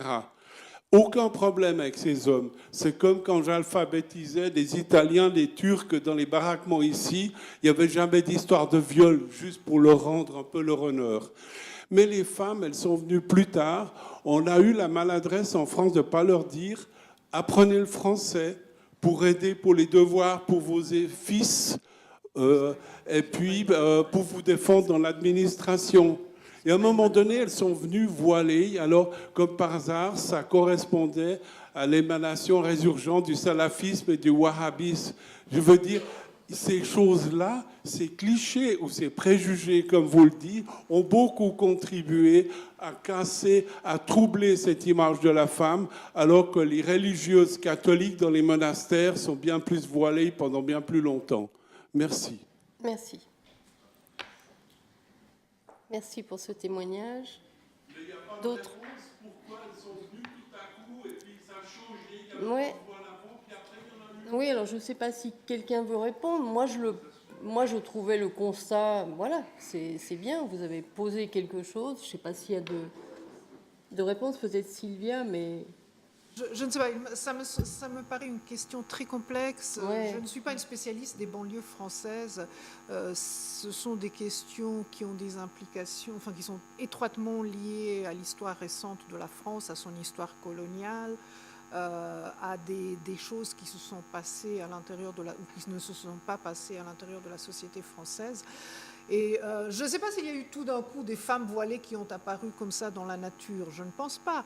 Je pense qu'il y a eu peut-être une période où effectivement il n'y avait pas beaucoup de femmes. Puis il faut aussi distinguer la classe sociale. Je ne sais pas, il y a eu des femmes qui sont venues des régions rurales où les femmes n'avaient jamais cessé de porter un hijab. Il faut aussi voir ça peut-être. Et qui ne correspondaient peut-être pas aux mêmes catégories sociales que, je sais pas, les élites tunisiennes qu'on avait vues à une époque. Donc je ne sais pas, il me semble un peu difficile de répondre là-dessus. Alors il y a eu effectivement des salafistes qui ont été prêchés dans les banlieues, mais je pense que la plupart des filles qui portent un hijab dans les banlieues françaises, c'est pas ça, c'est autre chose. C'est peut-être aussi une réaction à... Non, mais... Oui, parce que j'aimerais qu'on parle de l'employabilité. Ouais. Ouais. De ce débat parce que... Oui, oui, mais bien sûr. Oui, oui. Merci. Allez-y. Bonsoir, j'aimerais répondre. Enfin, moi, j'ai pas du tout. Ce serait pour vous répondre au sujet des femmes quand elles sont arrivées avec leur mari. Enfin, après, quand les maris les ont appelées, il n'y a pas du tout d'histoire de salafisme ou wahhabisme. C'est plus culturel. Elles sont venues avec un petit voile sur la tête. Elles sont déjà illettrées à la base. Donc, en fait, elles-mêmes, elles savent pas vraiment pourquoi elles le font, mais plus par culture, plus une coutume. Et du coup, là, actuellement, c'est plus du tout ce qui qui se joue, Ouais. parce que nous, jeunes musulmans, il y a un retour à l'islam, un retour à notre religion et enfin, c'est totalement différent de ces femmes qui sont arrivées en France il y a 50 ans en arrière ou genre 60 ans. Mais je pense qu'on va, oui. Je pense si qu'il vous faut avez- sortir parce de que c'est nouveau une un question peu- beaucoup trop. un Mais peu je pense qu'il ne faut simpliste. pas mélanger des situations qui Ouais. sont très différentes. Kaboul et la France sont deux choses complètement, enfin qu'on ne peut pas comparer. Et puis je dirais aussi, et là je ne fais pas du French bashing, mais je pense qu'il ne faut, on a beaucoup trop tendance ici, surtout à Genève, à comparer une situation suisse qui n'est pas la même qu'en France. Nous n'avons pas la même histoire, nous n'avons pas le même présent, et je pense que la situation ici est différente, sans l'idéaliser, mais il y a d'autres problèmes qui se posent. Je trouve par exemple la manière dont le bureau de l'intégration essaye de résoudre ces problèmes, même si parfois, comme Nicolas Roguier nous a expliqué, il ne peut pas faire grand chose, mais enfin il essaye par exemple de trouver un dialogue. Et je pense que ça c'est une position qui correspond beaucoup plus à une tradition politique en Suisse que ce que nous voyons dans les débats en France, où les positions sont beaucoup plus tranchées. Merci. Badia, ensuite. Oui, je vous ai tout repéré. Badia, tu voulais dire? Non. Alors, il y avait monsieur, je crois, qui voulait réagir. D'accord. Alors, allez-y. Fabienne, le micro pour madame. Bonsoir. Je ne sais pas vraiment, enfin, j'ai un peu une question qui est aussi basée peut-être sur une méconnaissance, mais j'étais touchée ce soir par tout ce qui a été dit, aussi par la violence de ce que vivent ces femmes. Enfin, moi, j'avais pas besoin que vous disiez à un moment donné qu'elles pleuraient. Alors, je me dis, c'est quand même terrible de ne pas pouvoir finir ses études et de se rendre compte que probablement on ne pourra pas travailler. C'est assez horrible. Et je me disais, voilà, on parle d'intégration. Et je me disais, pourquoi est-ce qu'on ne parle pas de racisme? Enfin, pour moi, il y a aussi beaucoup de sexisme, parce que je suis étonnée. Moi, j'ai une histoire personnelle ayant grandi en France d'un père algérien, musulman. Pour moi, le racisme a permuté. Avant, on n'aimait pas les Arabes. Maintenant, on peut ne pas aimer les musulmans, parce que l'actualité, etc., le permet. On peut avoir des propos extrêmement violents qui ne sont pas vus comme du racisme. Et je me demandais dans quelle mesure le canton, l'État, ne peut pas intervenir aussi par rapport à ça. Je me demande dans quelle mesure quelqu'un aujourd'hui dans une pharmacie refuserait une personne parce qu'elle est noire. Il me semble qu'il y aurait, j'ai l'impression qu'il y aurait peut-être plus de choses à faire. Évidemment, c'est le secteur privé, on ne peut pas obliger des gens à avoir des personnes qui ont ce fameux truc de signe ostentatoire, etc. Mais enfin, j'ai quand même l'impression qu'on est face à quelque chose qu'on traite tout le temps comme des différences culturelles, comme une peur de clash de civilisation et en effet, moi je suis d'accord avec vous, de tout ce qu'on nous vomit depuis la France, qui est institutionnalisé comme racisme, mais en même temps, je me dis, est-ce que on ne pourrait pas justement attaquer ça plus de front et se dire, il y a un grave problème dont, en général, ce sont tout le temps les femmes qui souffrent, parce qu'on est racisme anti-musulman, mais les messieurs musulmans, on les laisse tranquilles. Ah, ça va pas tout. Non, ça va pas trop. On est d'accord, mais dans le discours, malgré tout, il y a toujours ça. Et c'est vrai qu'il y a aussi quelque chose de très dérangeant, c'est qu'on parle tout le temps de l'oppression. Enfin, je veux dire, quand on sait ce que vivent les femmes non voilées, blanches, de culture non musulmane, dans tout l'Occident, je trouve que c'est toujours très très dérangeant que ce soit toujours pointé sur les musulmans. Donc, je me demandais, voilà, est-ce qu'il n'y aurait pas une sorte de campagne qu'on pourrait faire juste pour dire c'est pas culturellement différent et on n'a pas le droit comme ça d'asséner des horreurs sur des gens qui sont déjà fragilisés en Europe, quoi. Vous pouvez répondre? Oui. Essayez de répondre tous et assez court, parce que sinon on n'arrivera pas à voir tout le monde. Mais merci, c'était très intéressant, bien sûr. Je vais faire très court. Je vous remercie pour votre question. Alors, j'ai probablement pas été suffisamment clair dans ce que j'ai dit. C'est-à-dire que tout le mouvement, enfin cette histoire dont je vous ai conté un tout petit peu certaines étapes, nous, on l'a fait sous le couvert de la lutte contre les discriminations. Comme je vous ai expliqué au début, il y a deux faces. Il y a la face intégration des étrangers, et puis la deuxième face, c'est lutte contre les discriminations. Nous, elle rentrait, toutes ces choses qu'on a faites sont dans ce cadre-là. On l'a compris comme tel, Et je me souviens très bien dans la discussion, quand quelqu'un articulait le mot d'intégration, j'ai tout de suite dit qu'à mon sens, c'était une erreur. C'était pas ça dont il s'agissait, étant donné que ces jeunes femmes étaient nées là. Donc on ne parlait pas d'intégration. Sur la partie...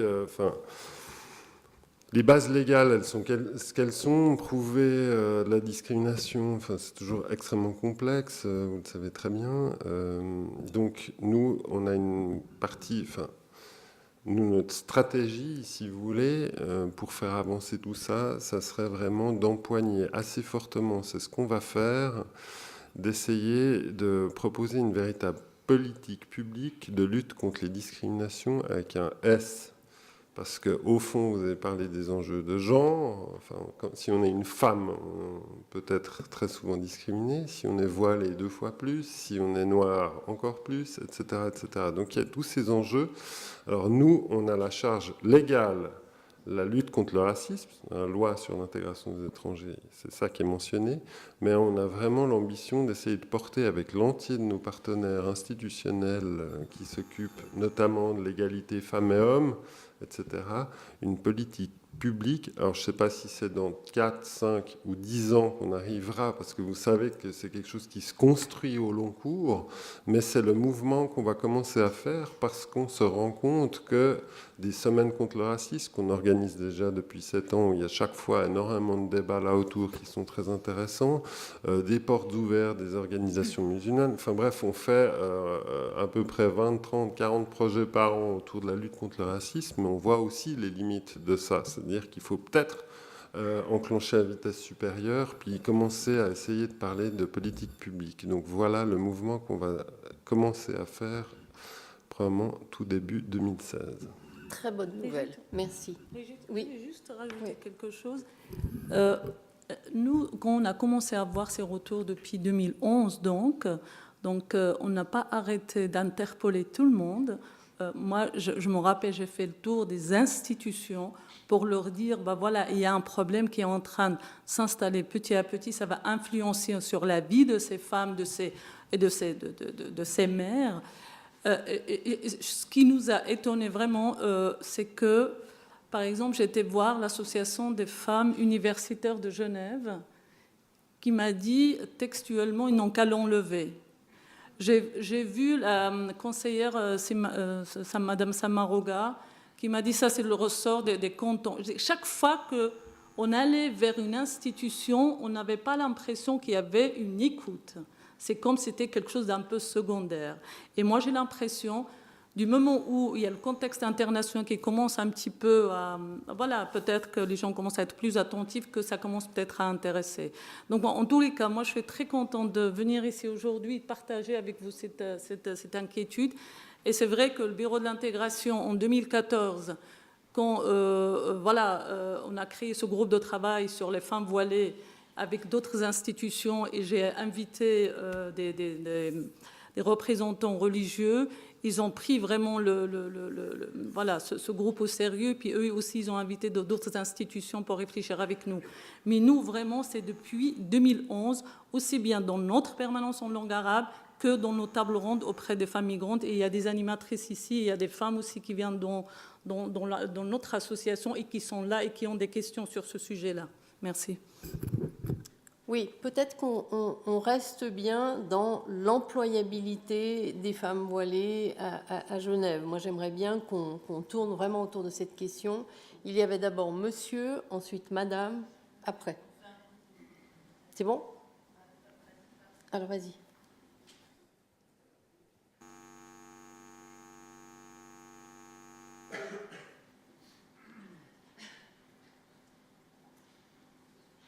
Merci. Ça sera peut-être un témoignage en même temps qu'une question, parce que on va peut-être vous apparaître. Je dis nous parce que c'était dans mon équipe à l'époque, mais c'est déjà vieux. Hein. Je pense que c'était aussi dans les premières situations. Je dirais que c'était dans les années 98. Je travaillais dans un service public d'État, enfant, adolescent, psychothérapeute. Et on a eu une demande que la direction nous a dit, dans cette équipe, mon chef d'équipe a dû recevoir une jeune fille, étudiante en médecine, 3e année. on offrait régulièrement notre équipe, parce qu'on était une équipe assez ouverte, reconnue comme ouverte parmi toutes les équipes, pour accueillir des étudiants en médecine, 3e année, sensibilisation, des stages de 4 à 6 semaines, très courts, trop courts pour nous, mais enfin bon, pour qu'ils voient un peu ce que c'est que la psychiatrie, etc. Il nous arrive une jeune fille, charmante par ailleurs, je dirais, mais voilée, qui nous dit oui, je cherche un stage dans un mois, il faudrait que je puisse venir chez vous, parce qu'à l'hôpital, alors qu'elle était étudiante en médecine, je ne peux pas faire de stage au lit du malade. Alors on a discuté, on s'est dit, mais nous, on travaille avec des enfants que des parents nous confient. Bon, les stagiaires, d'habitude, en dehors de notre pratique, c'était de les intégrer plutôt dans des travaux de groupe, puisque c'est plus facile, mais en informant les parents et pas dans des thérapies individuelles. C'est exclu sur 4 semaines, on n'introduit personne, ni notre collègue, ni personne. Par contre, on pouvait offrir des temps théoriques de discussion où on discute de cas sur dossier, etc., etc. Alors, on a eu une réunion très rapide parce que le délai était court et la plupart d'entre nous, on a dit qu'on ne voyait pas comment on pouvait introduire cette jeune femme dans un groupe parce qu'il fallait le temps de prévenir les parents. On a des groupes de 5-6 enfants, donc je pense que le problème, il est là quand même à des moments. Parce que bon, je crois quand même, moi j'étais en Palestine entre-temps, donc je veux dire, je suis ouverte à ça, mais les choses ont changé. Mais à l'époque, il y avait très peu de jeunes femmes voilées qui cherchaient un travail, et on nous disait, vous êtes l'État, vous devez me prendre. Bon, c'est ce qu'elle nous disait. Mais en même temps, on nous disait que l'hôpital ne la prenait pas pour des stages. Ouais, et on a eu une discussion, on a dit que non, qu'on n'arrivait pas à informer les gens, nous on risquait de perdre les patients et que c'était notre responsabilité aussi. Donc on lui a proposé de faire les activités plus théoriques de discussion. Et là, elle a refusé parce qu'elle a dit justement, c'est ça que je voudrais, le contact. Et bon, on était un peu navrés. Mais voilà, je veux dire que quand même, c'est peut-être un peu les limites des fois de même un service d'État. Moi, je sais que c'est... Parce que bon, on a des... Les limites de l'intégration. On a des limites. On doit, par rapport aux parents qui nous délèguent leurs enfants en soins, se positionner aussi. Voilà, c'est pour ça que je trouve que c'est pas simple. Je voulais juste témoigner. Merci. Et j'espère que maintenant, nous habituant, les choses vont peut-être changer. On voit plus de personnes. Les gens ont plus l'occasion de rencontrer des femmes voilées que peut-être il y a une 20aine d'années. D'accord. Oui. Peut-être j'aimerais bien entendre les femmes d'abord. Je m'excuse. Toi aussi, Lucia? Oui, vas-y alors. Et puis ensuite... Il faut appuyer sur quelque chose? Non. Bonsoir. Je voulais juste m'excuser pour mon retard. Vraiment. Je voulais dire 3 choses en fait. La première chose, c'était un témoignage. Donc j'ai commencé à porter le voile en 92 et j'ai travaillé comme enseignante dans une école primaire genevoise. Et je l'ai porté 6 ans. C'est-à-dire, c'est quelque chose qui aujourd'hui choque beaucoup, surprend beaucoup. Mais j'ai une expérience de terrain que je crois personne n'a vécue, qui prouve et qui m'a montré et qui forge mes convictions que c'est possible et qu'on peut être compétent, avoir des bonnes relations et que quand les gens nous connaissent, ils regardent d'abord qui on est comme être humain, comment est-ce qu'on travaille et que le voile s'oublie très très vite. Et encore récemment, je me suis mise à faire un peu de politique. Quelqu'un me disait, mais en fait moi je le vois même plus ton voile, j'ai plus envie de t'interroger sur des questions liées à l'enseignement qu'à des questions liées à l'islam. Donc je pense que on fait beaucoup, on a très peur, mais qu'après, quand on est sur le terrain avec les gens, on est des êtres humains. Et très franchement, il y a des êtres humains avec qui c'est facile de travailler parce qu'ils sont sympas, il y a des êtres humains avec qui c'est difficile parce que c'est... Voilà, et c'est d'autres choses qui sont en jeu. C'était juste un tout petit témoignage très court. Deuxièmement, je voulais parler du collectif de femmes musulmanes. Donc après 6 ans où je portais mon voile, il m'a été interdit de le porter. Donc depuis 98, je l'enlève pour travailler. Et on s'est rendu compte qu'il y avait beaucoup de problèmes avec ce voile et beaucoup justement de clichés sur les femmes musulmanes. Et on avait envie de stéréotypes, et on avait envie d'être plusieurs femmes et de montrer qu'on n'était pas ce qu'on disait de nous. Et de prendre la parole. Et un de nos chevals de bataille, ça a justement été l'employabilité des femmes. Donc on a commencé en 2000 à contacter des syndicats, à dire qu'il y avait un problème. Alors on s'est heurté, mais de tous les côtés. Alors au niveau des partis politiques, au niveau des syndicats, personne, on a trouvé du soutien À aucun niveau. On a persévéré, on a participé pendant 8 ans à la marche du 1er mai en réclamant le droit au travail, par exemple. Et petit à petit, on a commencé à se faire connaître. Mais dans le fond, quels que soient les partis politiques, il y a des oppositions très fortes. Il y a des gros blocages. Et c'est vrai qu'on a pu peut-être faire bouger quelques lignes, mais pas grand-chose, un petit peu. Alors après, on s'est dit, on a eu un grand espoir avec la nouvelle constitution.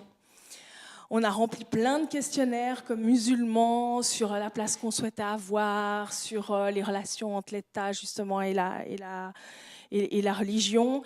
Et on a eu beaucoup d'espoir et j'ai vraiment le souvenir d'une séance à la Constituante où je crois que j'en aurais pleuré parce que je me suis rendu compte que de nouveau ça n'avait servi à rien, bien au contraire. En fait, tous les débats de la Constituante sur la question de la laïcité étaient extrêmement tendus et on était plutôt sur quelque chose qui allait en arrière et qui nous enlevait tout espoir, alors qu'au départ, on en avait quand même. Et donc, moi, ma question aujourd'hui, pour les personnes qui sont à la table, c'est vraiment, pour moi, la question, le problème, il est politique. Mais la solution, elle est aussi politique. Et je suis un peu... Je sens que l'État est dans une posture un peu double. D'un côté, il fait des organismes pour lutter contre les discriminations, lutter contre le racisme. Et donc, d'un côté, c'est très positif, on se dit ça va avancer. Puis d'un autre côté, il y a un Parlement qui édicte des lois d'application pour la laïcité, par exemple, et qui fait qu'on a des règlements où, de plus en plus, on interdit au niveau réglementaire le port du voile. Donc ça, c'est une grande question que nous on se pose. Comment l'État peut défendre d'un côté un discours où il dit qu'il ne faut pas de discrimination et en même temps produire des lois qui soient discriminantes, des règlements, on va dire plutôt, c'est plutôt au niveau des règlements qui sont discriminants et donc ne pas engager lui-même des femmes voilées. Juste une chose. La laïcité n'interdit pas le port du voile. Mais c'est l'interprétation qu'on en fait. Non, mais tous les signes religieux, je veux dire. Une bonne sœur ne peut pas enseigner dans une école à Genève, un juif orthodoxe non plus. Donc voilà, la laïcité, c'est vivre tous ensemble, mais sans les signes religieux dans certaines institutions. Il faut faire gaffe aussi dans le discours, ne pas tout ramener au voile, parce qu'après, on donne l'impression que la République de Genève est contre le voile. Non, c'est simplement, voilà, les insignes religieux. Je ne dis pas que ça ne crée pas plein de problèmes, hein, mais le fait est que c'est ça. Je pense Est-ce que quelqu'un veut répondre? Autrement, moi, j'aurais bien aimé entendre les jeunes femmes en haut. Mais merci, Lucia.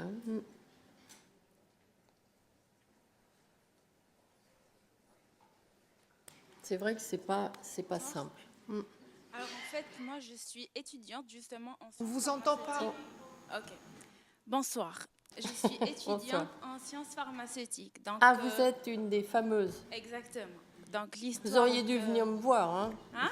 Il y a un bureau de l'égalité, il faudrait peut-être venir me voir. Hein. Alors, parce que moi, je ne savais rien de cette histoire. Hein, mais si les gens ne viennent pas me voir, je ne peux rien faire. Hein. Ok. Alors, je remercie déjà l'ADPH, le bureau de l'intégration pour tout ce qu'ils ont fait. Mais je voulais juste vous dire que ça fait 1 année que je cherche un stage. 1 année. Et j'ai fait tout. Toutes les pharmacies de Genève, je les ai faites. Donc, que ça soit chaîne pharmaceutique, privée ou tout. Pour Genève, j'ai baissé les bras.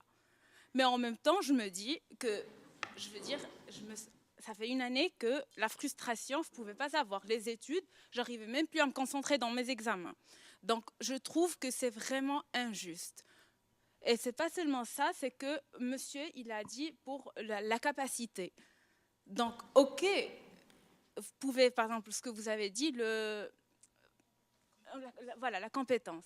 Donc, ok, la compétence, c'est la même, nanana. On a donné tout ce qu'on avait comme argument, mais eux, la première chose qu'ils nous posent, donc déjà, s'ils sont honnêtes, ils vont nous poser la question, est-ce que vous allez l'enlever? Alors là, on va répondre non. D'autres les autres, c'est encore plus frustrant, c'est qu'ils ne vont pas nous poser la question, est-ce que vous allez l'enlever? Non, ils vont nous refuser. Non, on prend quelqu'un d'autre. D'autres encore, on y va, on pose notre dossier, ils nous disent, on a déjà pris quelqu'un d'autre. Et une copine revient le lendemain, ils prennent son dossier. Donc, on voit ici que c'est vraiment du racisme, comme elle a dit madame. Donc, je ne sais pas, ok, vous ne pouvez pas forcer les privés à nous prendre, mais est-ce qu'on ne peut pas, par exemple, je ne sais pas, parce que ça fait une année, donc je vous dis, j'ai pensé à tout. Est-ce qu'on ne peut pas prendre ou porter plainte comme racisme? C'est très... Ouais, c'est très, et en même temps, ce très qu'a délicat. dit monsieur Nicolas Roguet, c'est que pour les clients, j'ai fait mon premier stage de bachelor pendant 1 mois et j'ai travaillé avec les clients et je peux vous dire qu'il n'y avait pas de problème. La plupart du temps, je ne me sentais pas, par rapport aux clients, c'est pas qu'ils me traitaient différemment des autres. Donc moi, je pense que le problème vient vraiment des institutions, en fait, des officines ou des chaînes eux-mêmes, en fait. Donc, c'est cette peur qu'ils ont. Donc, ce qu'il a proposé d'essayer de faire, par exemple, 1 mois et nous suivre, et suivre en même temps, par exemple, la baisse ou la montée, ou je ne sais rien, des clients, c'est une bonne idée. Mais en même temps, jusqu'à maintenant, on n'a pas trouvé de solution. Je veux dire, oui, je suis allée jusqu'à Montreux. À Vaud, il y a une seule personne de la volée précédente qui a pu faire son stage avec le voile. Les autres, ils ont toutes dû l'enlever. Donc, on a 2 choix. Soit l'enlever, soit arrêter nos études. Moi, il y a une chose qui m'interpelle justement dans ces cas que je ne connaissais pas. Effectivement, au niveau des études et des stages, là, on devrait essayer de trouver des solutions, parce qu'effectivement, vous avez le droit de terminer vos études. Maintenant, n'importe quel employeur peut ne pas prendre quelqu'un parce qu'il a le voile, mais aussi parce qu'il a une tête qui ne lui revient pas, parce que... Donc ça, moi, je ne m'en mêle plus. Mais... Voilà. Ouais, ouais. Ouais. Donc moi, je dis au moins ceux ouais. directement on ne prend pas avec le voile, est-ce qu'on ne peut pas faire quelque chose? Non, mais c'est au-delà de ça, c'est vraiment c'est le lien entre l'université et ses stages. Je veux dire, à un moment donné, si on vous autorise à porter le voile et à faire des études, on doit vous permettre de terminer ces études dans de bonnes conditions. Après, c'est une autre histoire. Après, c'est plus l'histoire de l'université. Mais je vais m'occuper de ça. Hein. Je vais m'occuper de ça. Je vais voir ce qu'on peut faire. Ouais. Ok. On est. Ouais. Peut-être que je peux vous répondre. Je peux prendre encore. Oh là là. Je peux prendre encore deux questions. Hein. Alors, vous êtes une des dernières personnes que je n'ai pas rencontrées, mais avec vos collègues, on a discuté. Alors, manifestement, moi, on m'a garanti, on m'a dit, l'université, donc les responsables de la filière sciences pharmaceutiques m'ont dit qu'il n'y avait pas de problème. Enfin, en gros, que vous trouverez un stage et que là, ça fait 1 année que vous attendez, donc c'est-à-dire qu'ils n'ont pas... Enfin, ils n'ont pas respecté leur parole parce qu'ils m'avaient dit. Oui, non, mais ça, c'est pas une réponse satisfaisante, évidemment. Mais et ce qui se passe, c'est exactement ça. C'est que là, vous avez la montée de colère. Enfin, j'imagine que c'est une situation violente. Vos collègues ont mis des voiles un peu plus légers, etc. Enfin, il y a eu un peu une sorte de bandeau, etc. Et alors après, c'est des choix personnels. Si vous voulez, on en discute très volontiers. Mais Brigitte, si vous voulez aussi vous mettre dans la boucle, venez vers moi. c'est intéressant. Venez me voir. Ouais, mais on a bien compris. Mais venez vers moi et puis moi, je verrai ce que je peux faire. Moi, si j'ai personne qui vient vers moi, je peux pas aller m'agiter toute seule. Hein. Donc, ok. Encore 2 interventions. Vas-y. Oui, monsieur, vous voulez parler depuis longtemps. Merci. Faites très court, s'il vous plaît. Oui, ce sera très court. Bonjour, bonsoir. Bonsoir, je m'appelle Ahmed Jama. Je remercie le Bureau de l'intégration et toutes les autres institutions pour leur travail. Je voulais juste dire un constat. J'étais aux États-Unis et je vais très, très souvent à Londres. Et les filles voilées n'ont pas ce problème ni aux États-Unis ni au Royaume-Uni. Et quand on discute avec beaucoup de communautés somaliennes dans les pays anglo-saxons, il n'y a pas ce problème-là. Et quand je suis allé aux États-Unis et que j'ai vu des filles voilées qui travaillent partout, surtout dans les grandes surfaces, j'étais étonné en disant que je pensais que l'Europe est beaucoup plus démocratique, ouverte que les Américains, et que j'ai constaté aux États-Unis, c'était le contraire. Alors, est-ce qu'il y a un problème? Comment aujourd'hui on peut, parce que j'imagine, comme Madame a dit, que du moment où on la connaît très bien, il n'y a plus de ce problème qu'on voit. Est-ce qu'il y a un problème d'ignorance? Il y a un problème de peur de l'autre? Comment casser cette ignorance contre la voile? Et au niveau fédéral, est-ce qu'il y a des mesures qui ont été prises? Et parce que dans les cantons, au niveau cantonal, c'est très difficile de casser ce problème. Merci. Oui.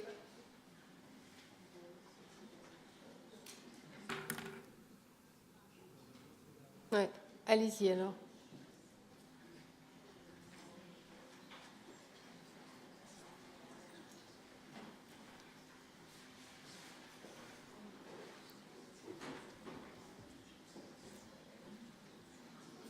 Voilà, faites très court, comme ça je peux prendre encore une Merci personne. Beaucoup. Vous m'entendez? C'est court? Non. Merci beaucoup. Je vais faire très très court. J'ai juste une question. Mettez le micro. Ouais. J'ai la question très très simple à vous poser. Il faut juste, je demande à tout le monde, la jeune pharmacienne qu'on refuse de lui donner un stage, est-ce qu'on se pose la question qu'en lui refusant ce stage, qu'en l'obligeant peut-être plus tard à prendre un travail qui n'est pas pharmacienne, à s'exclure, est-ce qu'on est en train de l'aider à vivre, je n'ai pas envie de dire s'intégrer parce qu'elle est peut-être suisse, née ici. Oui, d'autres seraient suissesses converties. Je n'ai pas envie de dire intégrer. Mais est-ce qu'on n'est pas en train d'exclure ces individus de la société? Est-ce qu'on n'est pas en train de faire le contraire de ce qu'on nous demande de faire, l'intégration? C'est ça, c'est la question qu'il faut se poser aujourd'hui. On est en train de fermer des portes à ces citoyennes. Et elles vont aller où, ces citoyennes? Posons-nous la question. Merci. On se la pose puisqu'on organise ça ce soir, mais hormis cela, il n'y a pas que les femmes voilées qui ont des difficultés à avancer dans les carrières académiques. Hein. Moi, mon boulot, c'est de faire du mentorat, c'est de voir qu'il y a beaucoup de femmes qu'on exclut aussi des carrières académiques pour X, Y raisons qui sont pas liées en l'occurrence au racisme, mais qui sont liées au sexisme, aux stéréotypes, etc. Donc il y a beaucoup d'amalgame là-dedans. Mais merci, vous avez... Ouais. Merci. Une d'entre vous, allez-y. Et puis après, je devrais malheureusement conclure avec peut-être chacun, si vous voulez dire encore quelque chose.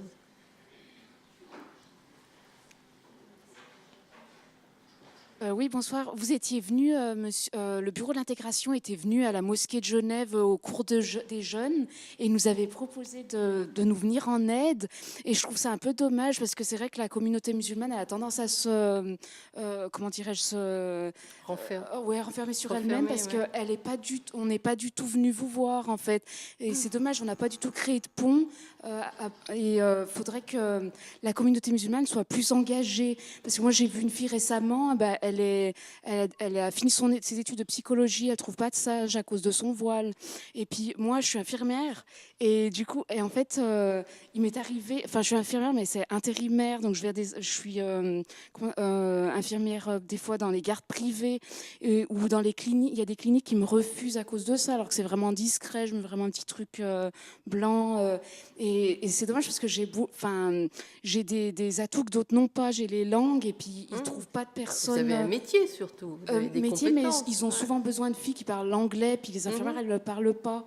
Et donc c'est pour ça que je trouvais ça dommage. Maintenant je me rends vraiment compte que le bureau d'intégration il est là, puis que la communauté musulmane, il faudrait qu'elle s'engage aussi un peu plus à venir vous voir et qu'on le sait pas assez. Donc il faudrait, voilà, en fait, Ouais, Très bien, plus faut vous entendre en fait. faut vous mobiliser. Oui, oui, mais je remercie quand même le bureau de l'intégration pour ça. Et monsieur, et ensuite je conclus. Monsieur encore qui voulait causer depuis longtemps. Non mais c'est bon là, allez-y. Oui. Je ne peux pas prendre tout le monde. Mais je suis ravie, parce que c'est toujours mieux quand on doit couper que quand il n'y a pas de questions. Donc allez-y. Voilà. Bonsoir à tous. Premièrement, je remercie cette initiative. Je me remercie M. Ponté, M. Roger, Lucia et toute l'équipe. Vraiment, c'est un travail très. Je me suis impressionné et j'ai assisté à l'ouverture à Saint-Gervais et en se baladant aussi au bord de lac aussi, on a vu ces magnifiques photos. Ban Paki. Juste une question pour Monsieur Roger. Vous avez vraiment votre approche, c'est une approche du Tara. Vous avez allé trop loin même trop loin avec les pharmaciens pour voir, pour comprendre exactement c'est quoi la question. Comme elle a dit la fille, la pharmacienne, je pense qu'il y a plusieurs niveaux. Il y a des gens qui refusent parce que c'est un voile, parce que vraiment une femme musulmane. Mais il y a des gens qui refusent parce que son intérêt, comme on dit, c'est le sou. C'est parce qu'il a peur qu'il va perdre. Et vous avez dit que, je ne sais pas, est-ce que vous avez fait cette enquête ou non. Et moi, ici, j'insiste sur la recherche et il faut aller trop loin. Il faut aller trop loin pour vraiment montrer que, du point de vue, que ce soit à l'université, que ce soit de rechercheurs, pour prouver est-ce que vraiment c'est vrai? Est-ce que les gens, lorsque une femme voilée travaille n'importe où, dans la pharmacie ou bien ailleurs, est-ce que vraiment elle fait peur et est-ce que vraiment elle diminue la caisse? Ça, moi je trouve que c'est très important d'aller trop loin et aussi faire de recherche, faire des enquêtes pour montrer. Parce que, juste entre parenthèses, si une femme, si une femme voilée va amener du budget, va amener de l'argent, va augmenter le budget de pharmaciens ou bien d'autres, je ne pense pas, il y a pas mal de gens qui vont accepter cette femme voilée. Ils vont accepter, ils vont dire il n'y a pas un problème. Et ici aussi, nous sommes à Genève, et pendant l'été, il y a pas mal de femmes voilées qui viennent de l'extérieur lorsqu'elles donnent 1000 francs, lorsqu'elles amènent de l'argent, on ouvre les portes. Mais une femme suissesse, une femme musulmane, genevoise, on dit c'est pas acceptable ou bien c'est interdit. Voilà. Merci pour ce témoignage. Est-ce que vous voulez chacun, peut-être, chacune, dire voilà, un petit mot de conclusion? Il y a une Syrienne qui veut poser nouvellement arrivée, elle veut poser une question. D'accord. Ah bah oui, volontiers Est-ce que alors. tu peux lui traduire, s'il te plaît? Nuzha. Oui. C'est qui?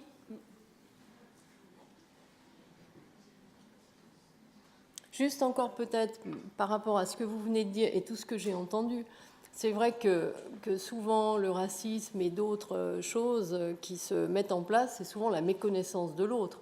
Donc voilà, ce genre de réunion comme on a fait, le travail de Denis, ben voilà, c'est tout ce qui permet d'aller vers l'autre, de comprendre, mais dans les deux sens, de comprendre mieux le pourquoi du comment. Certaines réactions peuvent être suscitées, oui. Allez-y, et ça sera le... Bonsoir. Le mot de la fin. Je m'appelle Nouza, je suis animatrice des tables rondes au sein de l'association pour promotion des droits de l'homme. Et en fait, j'ai fait pas mal de constatations concernant le hijab porté par certaines participantes dans ces tables rondes. Donc, il y en a celles qui sont venues et se sont affrontées à ne pas trouver de travail, donc ils l'ont enlevé carrément. D'autres, comme vous avez dit, ils ont mis des bandeaux. d'autres qui attendent encore une solution paisible de l'État pour leur donner ce droit de travailler avec le voile. Ils demandent qu'on les mette à l'essai. Donc la majorité disent, dans nos pays, on avait vraiment de bons postes et nous sommes arrivés là, nous sommes maintenant au social, mais on aimerait bien être mis à l'essai. Maintenant, j'ai Wafa, qui est l'une des participantes. Elle est institutrice de langue arabe. Puis, elle m'a demandé de traduire sa question en disant, voilà, la langue arabe, c'est vraiment la spécialité des femmes musulmanes ou bien arabophones. Puis, il demande pourquoi pas, on ne met pas vraiment la lumière sur ce métier de donner les leçons de langue arabe aux femmes voilées, puis qu'ils soient visibles, par exemple, à l'université, puis qu'ils soient acceptés. Est-ce qu'il y a une possibilité? Voilà, c'est ça sa question. Je n'ai pas bien compris. Qu'on donne des cours. Alors, elle aimerait que les femmes voilées... Les cours d'arabe. Oui, mais il y a des cours d'arabe. C'est pour ça que...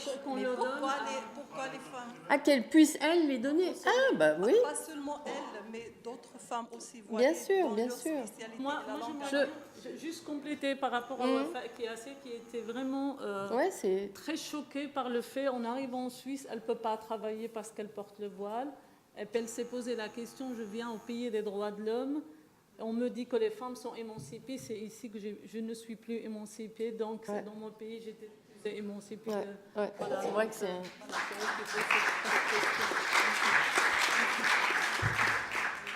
C'est un sacré paradoxe.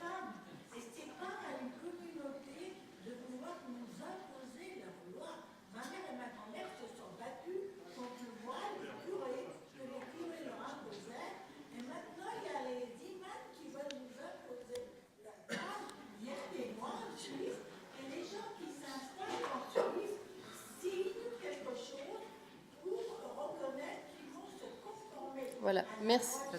Merci beaucoup. Les racistes sont les musulmans qui n'arrêtent pas s'intégrer parce que dans cette salle, vous voyez... Non, alors là, moi je m'excuse. Non, je m'excuse. Voilà. Voilà. Je crois qu'il y a beaucoup de... Non, mais il y a beaucoup de... Il y a beaucoup de diversité dans cette salle.